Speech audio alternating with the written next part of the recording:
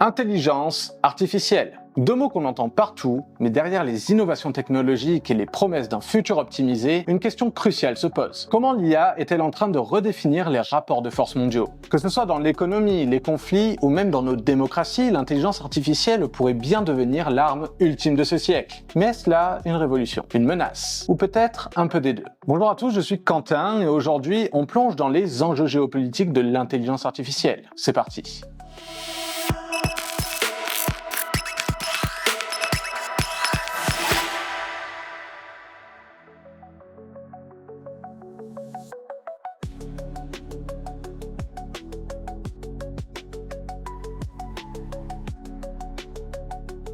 Pour comprendre pourquoi l'intelligence artificielle est au cœur des tensions internationales, il faut revenir à un fait simple. L'IA, c'est le pouvoir. Mais pourquoi? Prenons l'exemple du contrôle des données. Les algorithmes d'IA ne fonctionnent qu'avec une matière première essentielle, les données. Beaucoup de données. Et aujourd'hui, les plus grands gisements de données sont contrôlés par un nombre limité d'acteurs. Les GAFAM, donc Google, Amazon, Facebook, Apple et Microsoft d'un côté, et leurs homologues chinois comme Tencent et Alibaba de l'autre. Résultat, une guerre froide numérique est déjà en cours. Les États-Unis et la Chine dominent ce jeu, laissant le reste du monde dépendant de leur technologie. Et là, une question se pose. Est-ce que ces monopoles technologiques mettent en péril la souveraineté des autres nations, y compris nos nations européennes? Voici d'ailleurs un fait intéressant sur les investissements dans le secteur de l'IA. En 2021, les États-Unis et la Chine représentaient à eux seuls 80% des investissements mondiaux en intelligence artificielle. Mais attention, l'Europe commence à riposter avec des initiatives comme le projet Gaia X, un cloud européen destiné à reprendre le contrôle des données. Mais voilà, une question subsiste. Est-ce déjà trop tard? Et si on y réfléchit bien, ces données, elles viennent de nous, de nos recherches Google, de nos achats en ligne ou encore de nos interactions sur les réseaux sociaux. Est-ce qu'on est en train de devenir des ressources brutes dans une bataille géopolitique qui nous dépasse? Est-ce qu'on reste des citoyens ou bien devient-on des produits?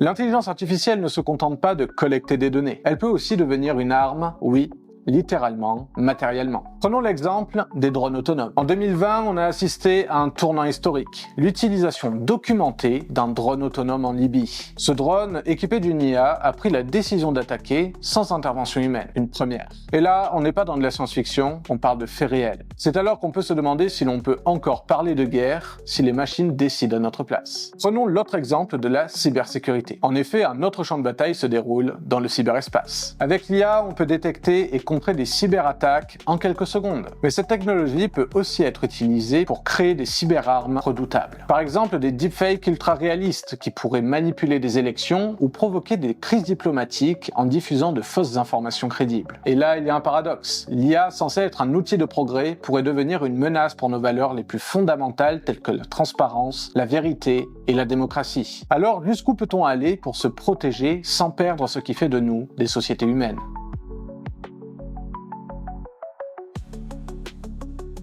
Mais l'intelligence artificielle, ce n'est pas juste une question de guerre ou de sécurité, c'est également une question de richesse. Et comme souvent, les richesses ne sont pas réparties de manière équitable. Une étude du Forum économique mondial de 2020 estimait qu'environ 85 millions d'emplois pourraient être remplacés par des machines entre 2020 et 2025. Et ce n'est pas juste des emplois peu qualifiés. Les IA comme ChatGPT montrent qu'on peut même automatiser des tâches créatives comme écrire des articles ou coder des logiciels. Toutefois, ce même rapport évoque la création de 97 millions de nouveaux rôles adaptés à cette nouvelle répartition du travail, représentant un solde net positif en termes d'opportunités d'emploi. Une étude toute récente du FEM de janvier 2025 prévoit que l'IA générera 170 millions d'emplois d'ici à 2030 tout en supprimant 92 millions. Mais alors, qu'est-ce qu'on fait des millions de personnes qui perdront leur travail? Est-ce qu'on peut vraiment croire au mythe que l'innovation technologique crée toujours plus d'emplois qu'elle n'en détruit? Les pays qui maîtrisent l'intelligence artificielle vont continuer à creuser l'écart avec ceux qui n'ont pas les moyens de s'en équiper. Cela pourrait renforcer une fracture nord-sud avec un accès inégal aux innovations. Et là encore, la question se pose. Est-ce que l'IA va vraiment nous unir ou est-ce qu'elle va accentuer les divisions mondiales? L'intelligence artificielle nous force à reposer une question qu'on croyait dépassée. À quoi sert le progrès s'il ne profite pas à tout le monde? Est-ce qu'on est en train de construire un monde meilleur grâce à l'IA ou juste un monde plus inégal?